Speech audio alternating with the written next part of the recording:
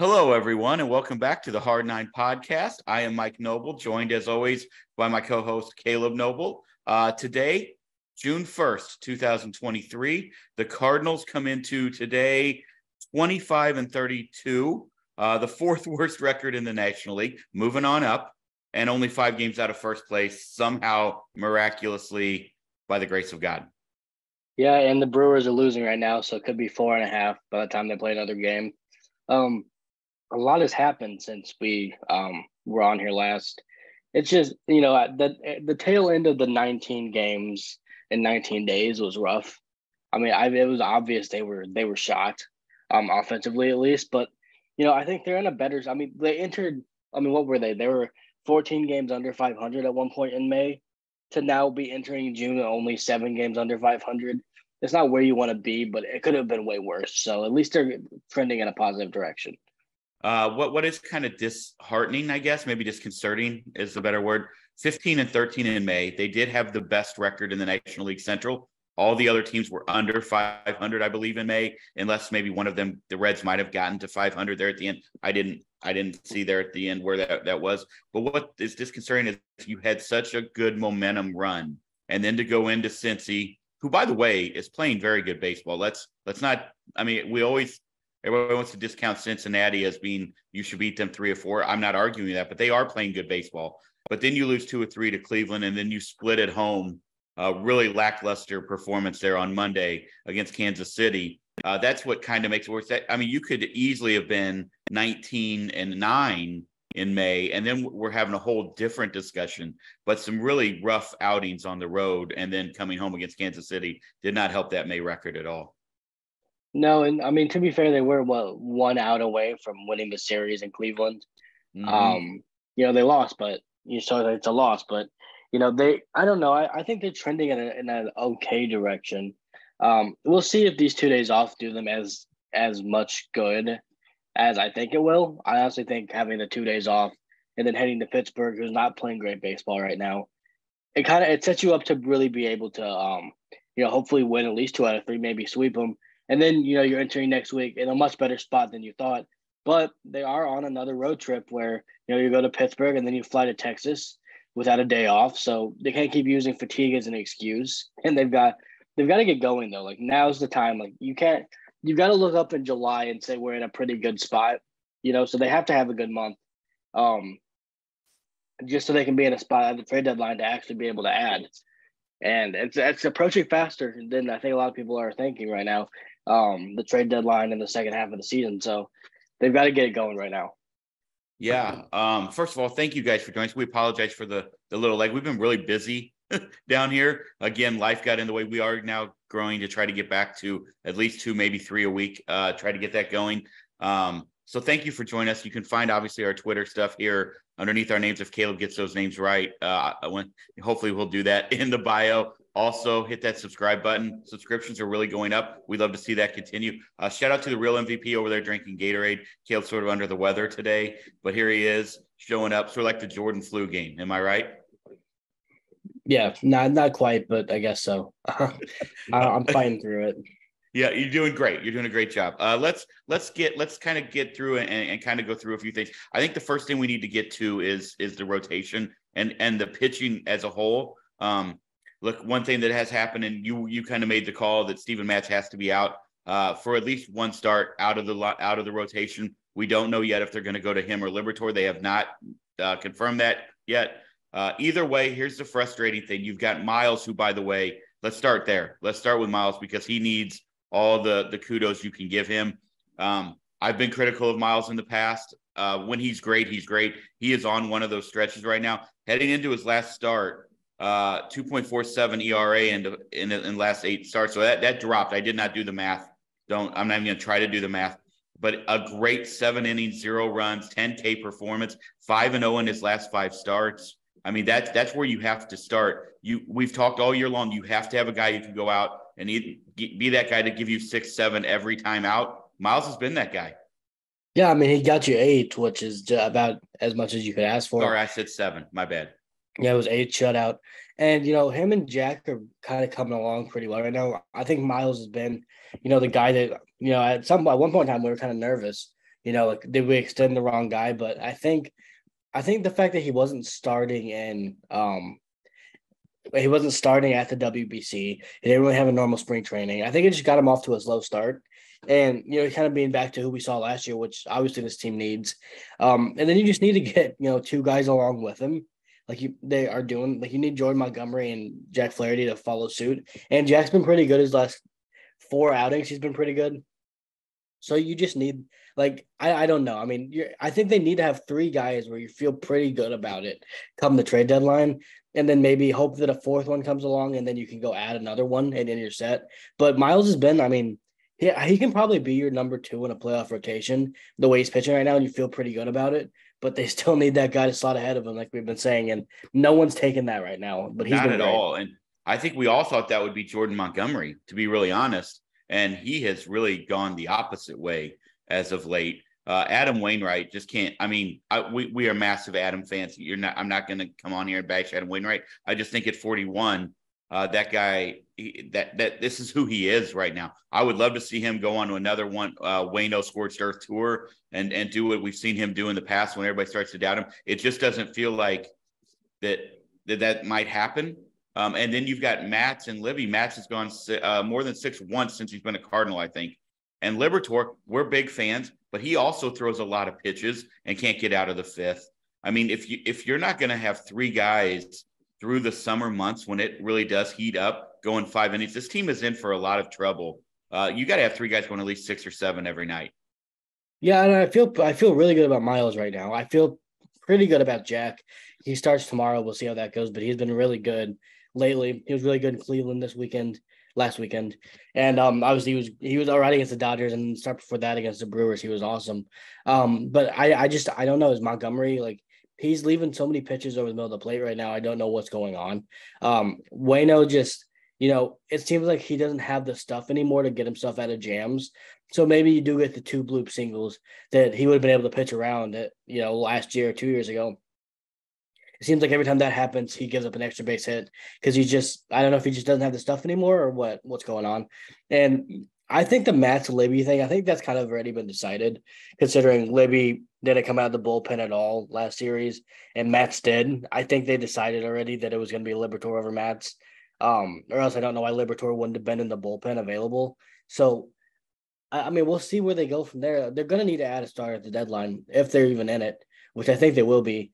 And I mean, gosh, I'm tired of saying that. I feel like they have to add 2 starters every single trade deadline. Yeah, I was going to get to that here because I do kind of want your take on this, but just to go through it over the last 30 days, when you take a look at, oh goodness, I apologize. My thing, Jordan Montgomery is 6. I mean, he has a over 60 ERA in the last month.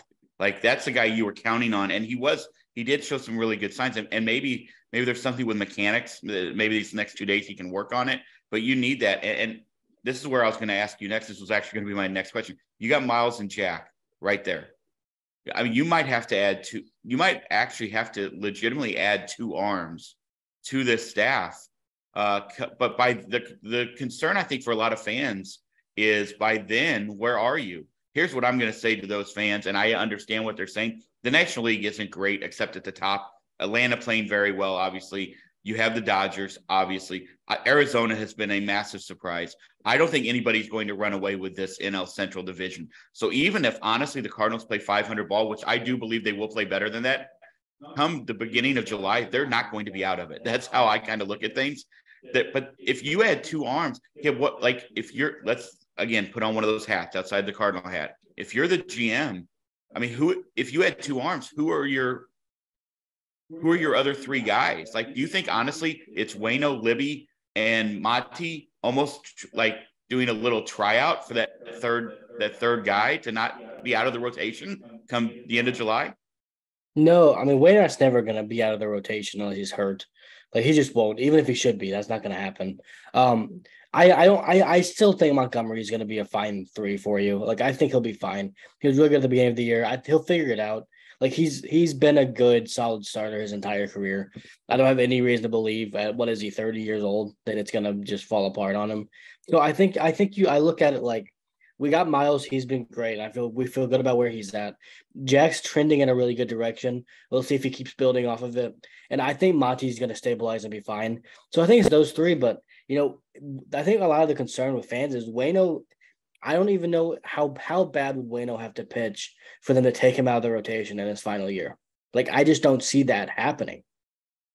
So I guess what I'm asking then, if we are sort of in the agreement that you might need two pitchers, are we looking at a place where, I mean, what do you do with Jordan Montgomery? What do you do with Matthew Liberatore? What do you do with Steven Matz? You're not going to throw those three. Are those your three lefties in the pen? Is that what you're going to do with those is not going to guys? come out of the rotation. So okay. So what I'm saying is then you're only going to add one arm, is what you're telling me. One Yeah, starting pitcher. that's what they'll do.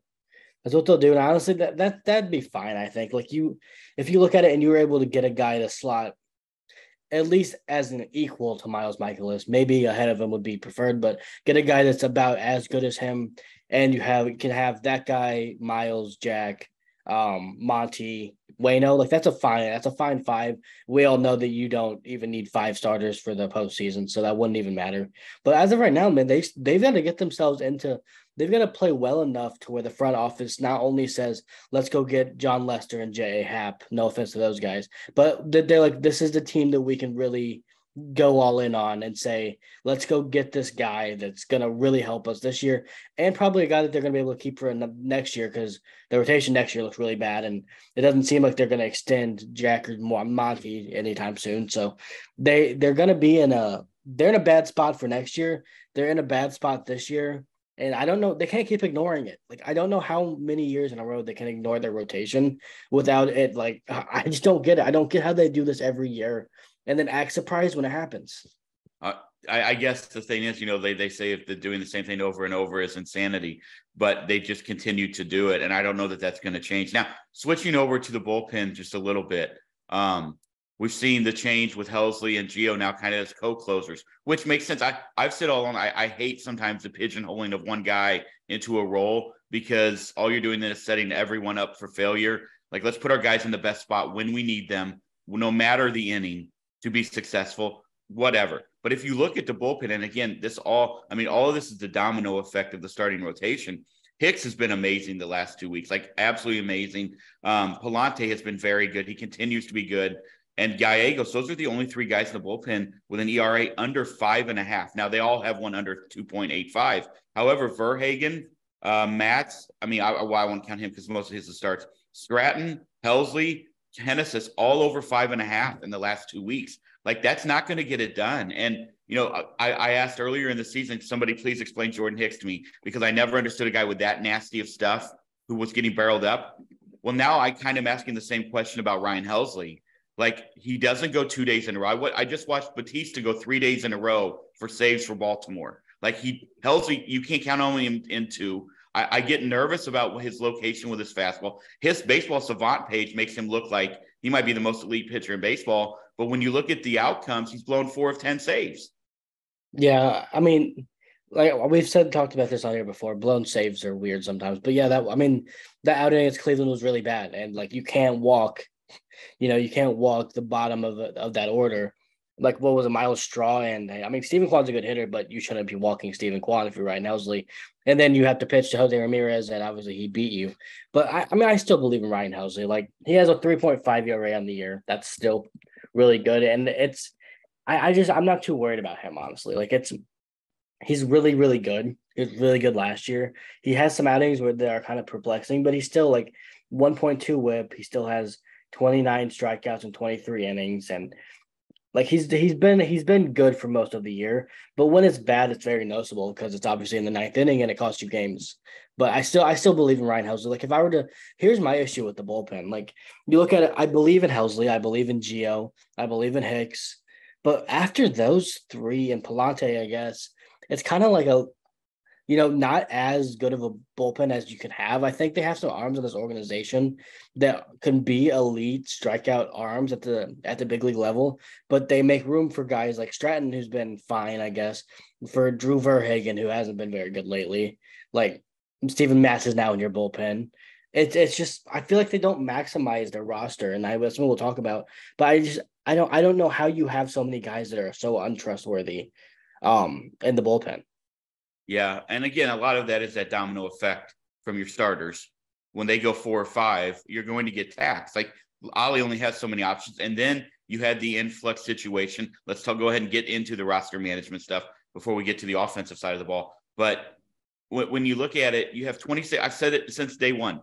MLB is giving you 26 roster spots. Let's go ahead and utilize those. But when you have an influx rotation where you say, well, maybe we're going to use a 6-man rotation, maybe we're not. So now you're down a pitcher in the bullpen already because you don't know if you're going to use Matz. You're not using Liberatore because we might need him. Now you're down a spot in the bullpen. You have Trace Barrera, who, by the way, has 2 at-bats since he's been called up. 2 at-bats in a month. We have a guy named Lucan Baker down there, and I understand he's a first baseman, but we also have a DH spot here. And if you take a look at Lucan Baker's stats, this year, 309, he's slashing with a 425 OBP, a 618 slug, and a 1.043 OPS.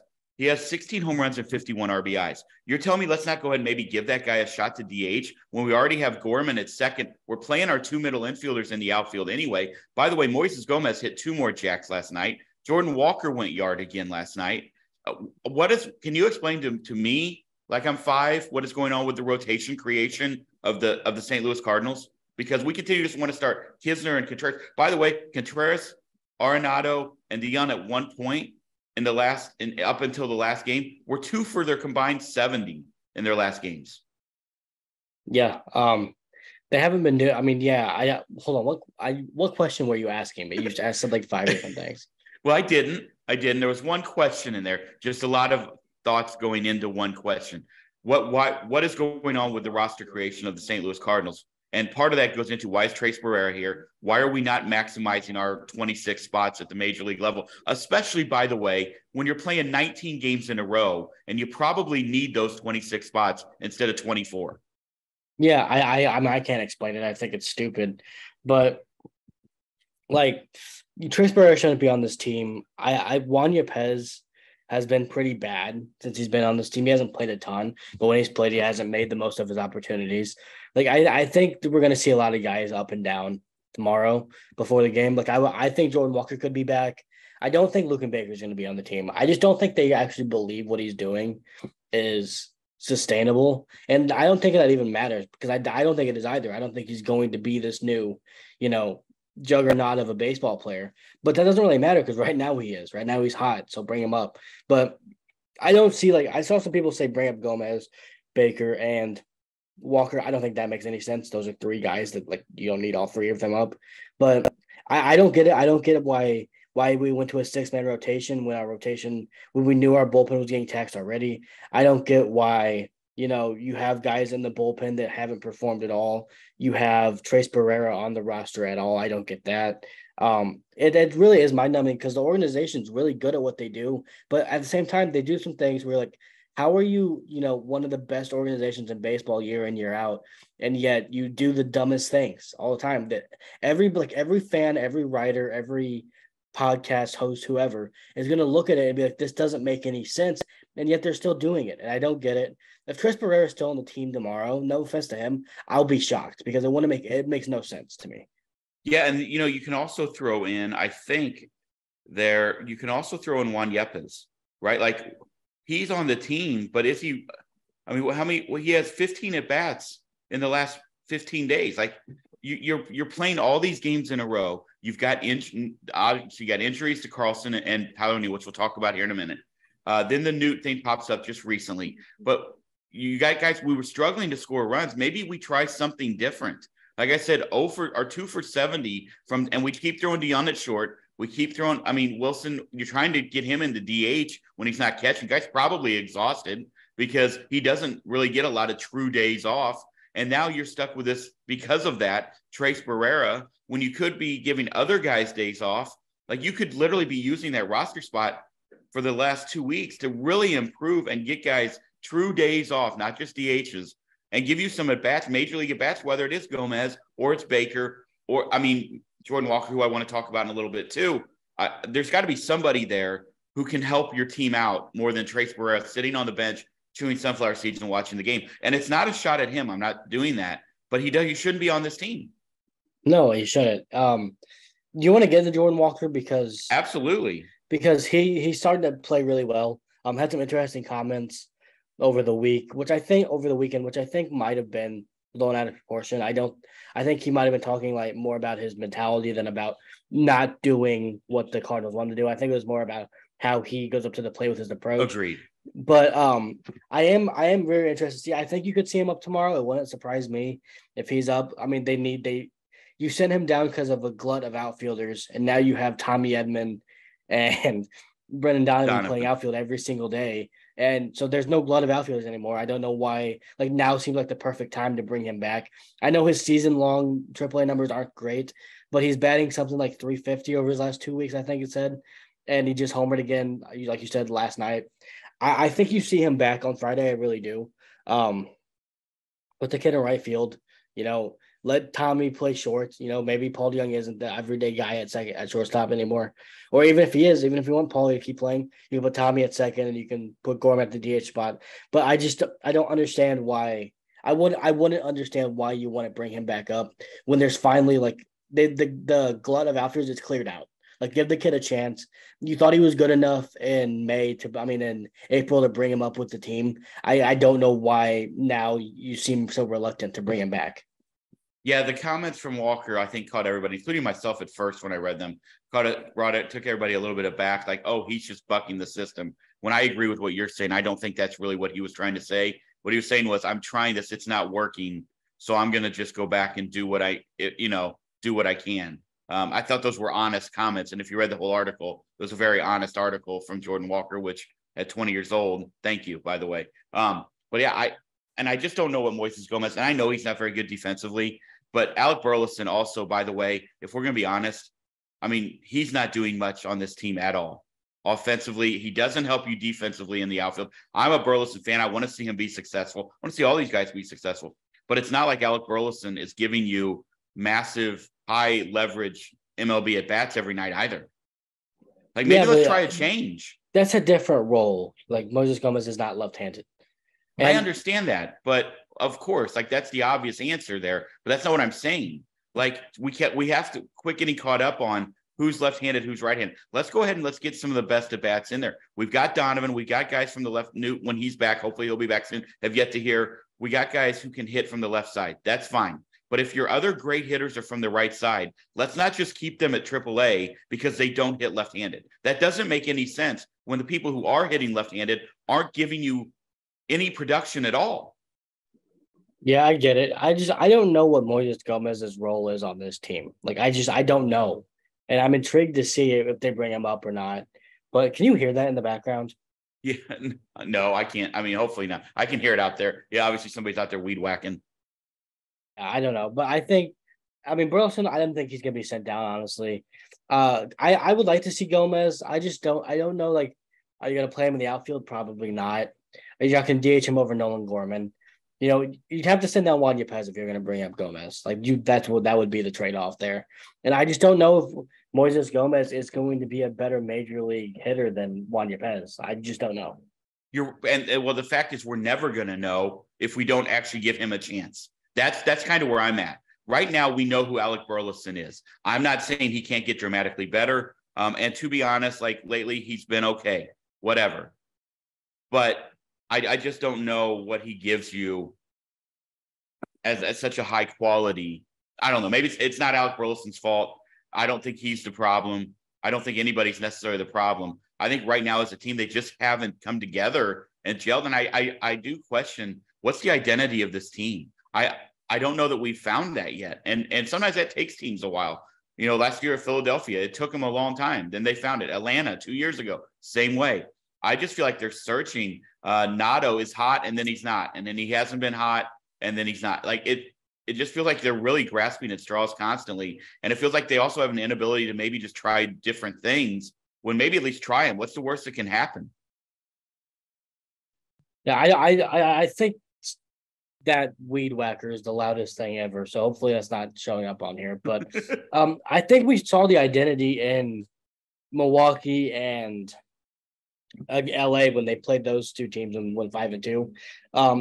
You're gonna out hit the other team. Like that's where you're at right now.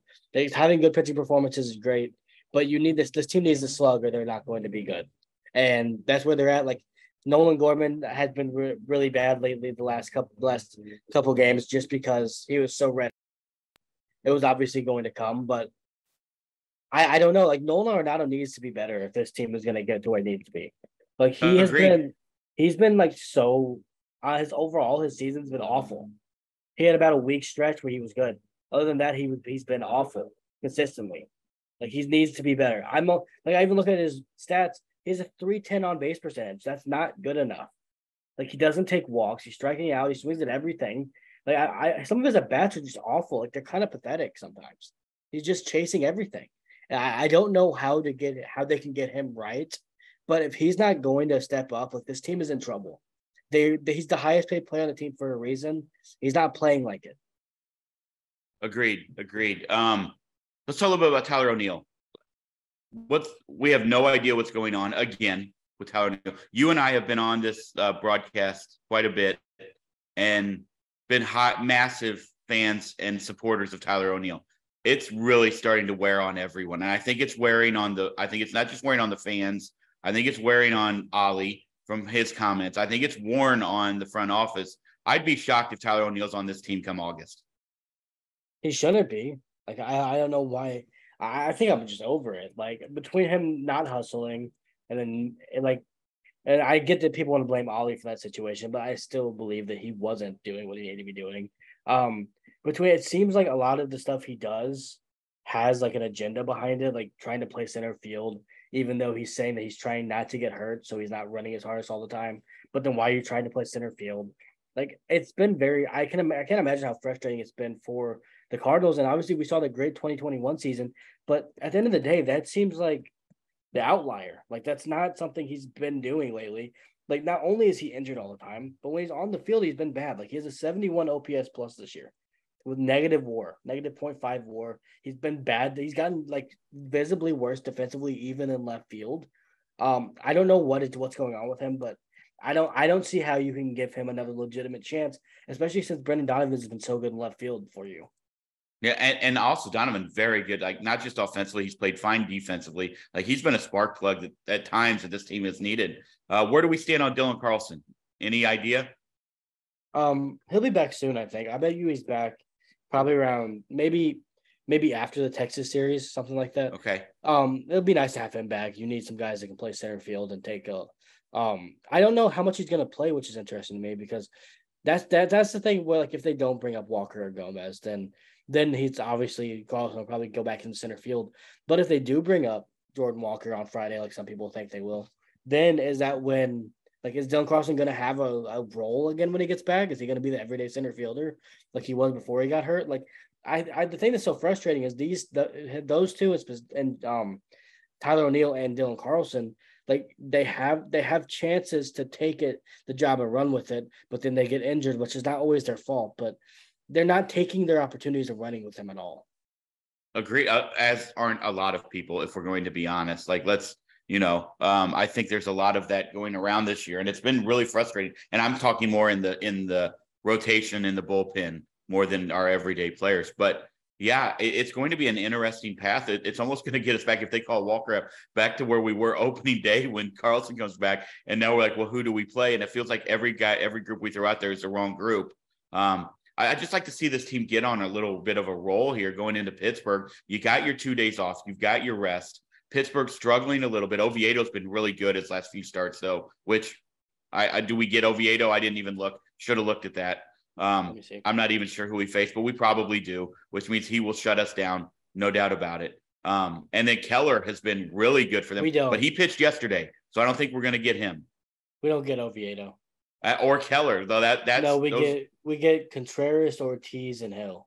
Oh, that's huge. That's huge. Although Rich Hill's going to work his 58-year-old magic somehow from the left side. That guy, he's like the guy in Major League, no doubt about it. Couple other things. Newt, any new news on Newt? Have we heard anything substantial on maybe when he's going to be back? I know they said, a back spasms or something like that?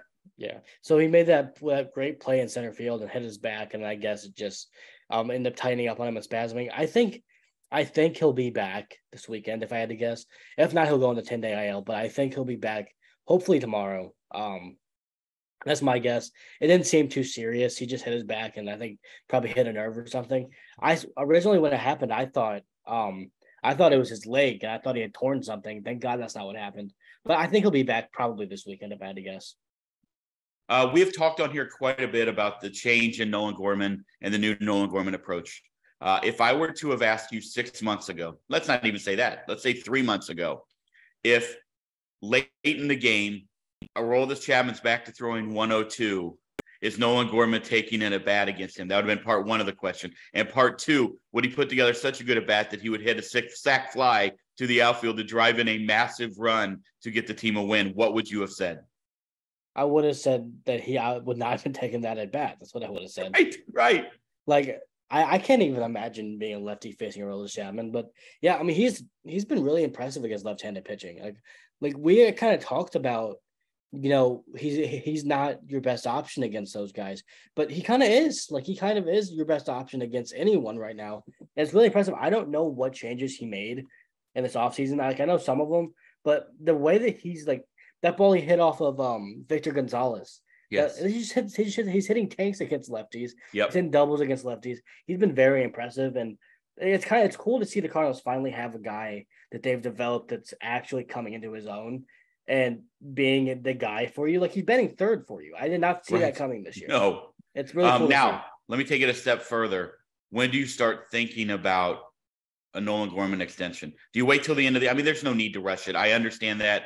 The Cardinals have rushed themselves into extensions in the past. I feel like this is different with a 23-year-old former top overall prospect, first-round draft pick. This isn't the Paul DeJong extension. This isn't the Matt Carpenter extension at age 35 or whatever it is. This isn't even the Michaelis either extension. This is different. This is a different level. We've seen what the Braves have done. Obviously, Michael Harris III, struggling this year a little bit, but Michael Harris is second.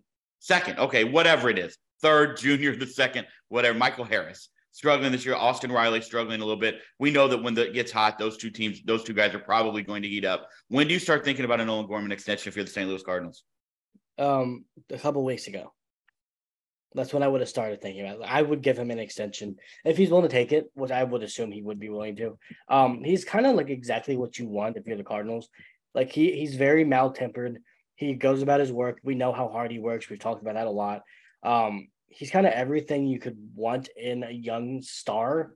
He's left-handed. They haven't developed a left-handed hitter like him in my lifetime. Like Matt Carpenter wasn't that big of a power threat for most of his career. So I think it's something that they should definitely be looking into. I don't know if they are. I would guess that they probably are. But I would say if you're around the All-Star break and he's still doing this and he's starting it, by the way, vote for him as a starting second baseman. But if he's at the All-Star game, and that's when you start to have those conversations, I think. But like him and I would talk to Newbar too. Like those are the two guys that right now they're your 1 and 3 hitters, and they're both trending in a good direction. They're both guys that we thought could be what they are, and they haven't let us down at all. So I think those are two guys you could look at and say, we're going to try and lock these guys up maybe for, buy out 2 free agent years and buy out all the RB years and just get them around for a little bit longer, like the Braves have done with a lot of guys. Like I wouldn't be opposed to doing that with either of those two guys. I agree 100%. And when you look at Jordan Walker on the come up, Mason Wynn has been incredible at Memphis. He continues hit another bomb was it last night or 2 nights ago? He continues to develop and project the way we want. Let's go ahead and you're going to have a decision on Goldie at the end of next year, maybe. Yeah. Which, by the way, if I'm giving him 2 years to keep him a Cardinal for the rest of his life, I think that's an easy decision right there. You've got Nato locked up. You've got Contreras for 4 more years. Let's go ahead and get this nucleus. Like everybody wants to talk about a window closing. Well, let's open that window a little bit longer by getting that roster set and that nucleus of the team with Newbar, Gorman, Arenado, Goldschmidt, and Contreras. And then you got Walker, Wynn on the way. Not to mention you've got the other young guys. Like that's sort of why I want to see what Luken Baker can do. I want to see what Moises Gomez can do, because then you can make some decisions on whether it's trading other guys, trading them, or where you're going to go in the future, especially come the offseason or the trade deadline. Because I don't think it's out of the question, Caleb, that they might be looking for another bat at the trade deadline. depending on what happens with Tyler O'Neill and Dylan Carlson, I really think, I'm not advocating for that. I'm simply saying I don't know that would be out of the conversation. Yeah, I don't think that's gonna happen, honestly. I think they've got so many options. But I mean, yeah, I mean they might need an outfielder, which we didn't see coming, but I think as long as they stay relatively healthy, they won't need one. Like even with those guys down, you look at the lineup and it's still every day you feel pretty good about their ability, their opportunities to score. But yeah, I mean, I'm okay with Luka Baker coming up because at this point he's 26 years old. He's never going to be a starter for you. Like he's never going to surpass Paul Goldschmidt. No one's going to think that. He's never going to take a pass away from Nolan Gorman or even Juan Yepez maybe. But so bring him up. Like if he's your bench bat, he's your bench bat. Like developing bench bats is a good thing. But he's 26 years old. Like what are you waiting for? Like you're not going to trade him for anything of crazy value. So I think it's probably time to bring him up and see what he can do. But if just Agreed. because he's never going to be a starter here. So if you bring him up and say he needs playing time, no, he doesn't, because he's never going to get that here. Yeah, I agree 100%. Hopefully you can't hear the guys that are working in our yard. If you can, we apologize. Cable clean that up. The audio. Yeah, it never fails. We sit down to record and something is going to happen, especially in this city. It never, ever fails.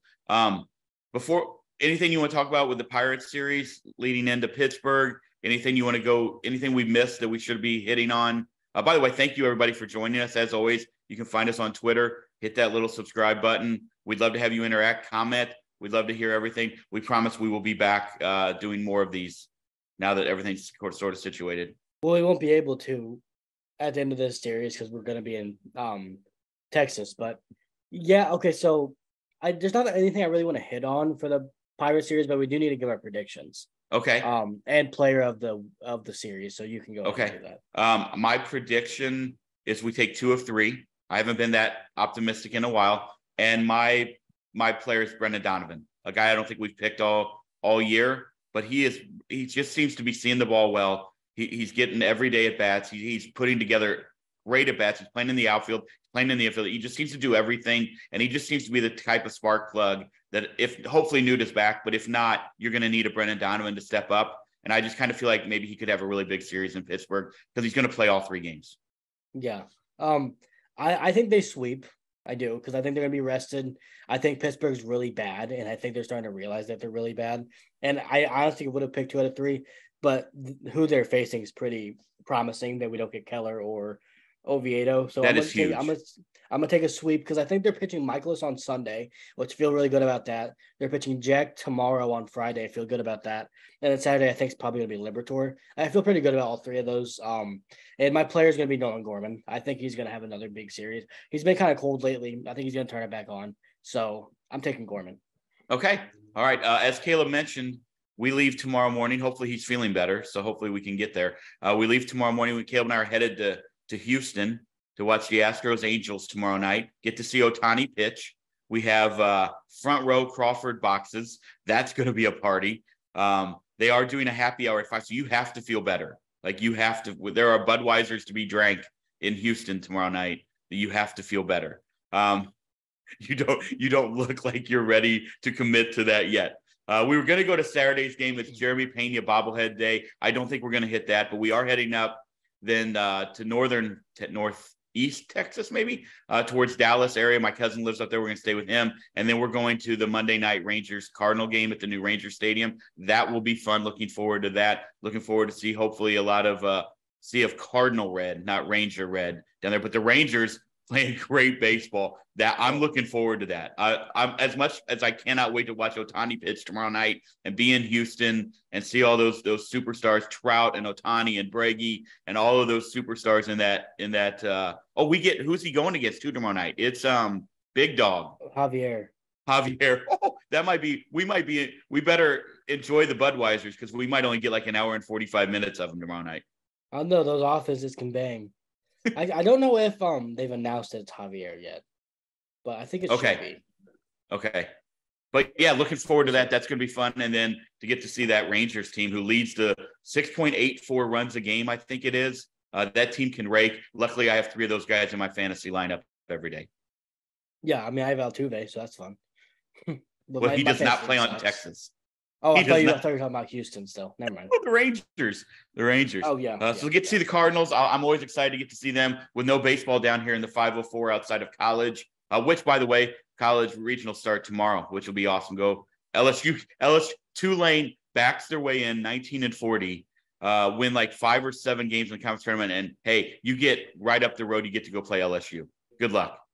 Well, yeah, you're 19-40. You shouldn't get much of a break there. I know. And then Nickel State, who had a really good year down here, gets sent to Miami. Like, what are we? Some of these teams, it's not set up well. But anything else you need to hit on? No, I'm good. Just a few shout outs. One, Craig Kimbrell, 8th player in MLB history to reach 400 saves. Look, future Hall of Famer as far as I'm concerned. Second one this year. Jansen got there. Billy Wagner should be in the Hall of Fame. Can we go ahead and put him in as well? But Kimbrell, that's what an accomplishment, man. 400 saves. That's shout out, Craig Kimbrell. Especially with that wind up and that delivery and everything else. That's pretty incredible. Second, shout out to my guy, Billy Cunningham, for hooking me up.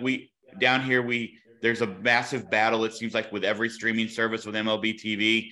He hooked me up with a service that gets me MLB TV plus a few other channels that I say that liberally, that I really, really seem to enjoy. Shout out. I appreciate his help with that. Also been using a lot of pictures on our Twitter and our Facebook page.